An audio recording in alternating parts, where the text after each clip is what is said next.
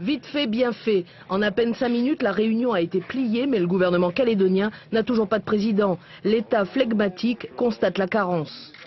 Je continuerai dans les jours qui viennent à mener des entretiens et je me réserve bien sûr la possibilité de convoquer à nouveau le gouvernement. Est-ce qu'il y a des mesures qu'on peut imaginer attendre de l'État? Si effectivement cette situation de blocage devait perdurer et durer trop longtemps, il faudrait songer à d'autres solutions. 2 candidats briguaient la tête de l'exécutif, Philippe Germain pour Calédonie Ensemble et Cynthia Lijard, présidente sortante pour le FPU. Chacun a obtenu les voix de son camp. Les indépendantistes et Sonia Baquès de l'UCF ont voté blanc. À la sortie, les représentations politiques au sein du gouvernement collégial se renvoyaient la responsabilité de l'échec institutionnel. Pour la deuxième fois, finalement, en moins d'un mois, le parti de Philippe Gomez est impuissant à résoudre la crise politique qu'il a lui-même créée.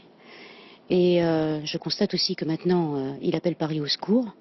Et je suis pour ma part convaincue que la solution est en Calédonie, entre nous, dans le dialogue. Il faut à un moment que chacun retrouve la raison et qu'il respecte. Il y a un parti qui est arrivé en tête, il a fait 28 000 voix, l'UC est arrivé en deuxième position avec 19 000 voix, le Front pour l'Unité est arrivé troisième avec 14 000 voix et je ne sais pas à quel titre il continue à prétendre présider le gouvernement. Il y a un congrès qui va se tenir le 7 février, un congrès du FLNKS, soyez sûrs qu'on proposera, nous, donc on fera des propositions et donc dans l'attente de ces échéances, les principes qui vont être rappelés, c'est ceux de la collégialité, ceux de la solidarité dans le gouvernement. Il faudra peut-être se poser une autre question.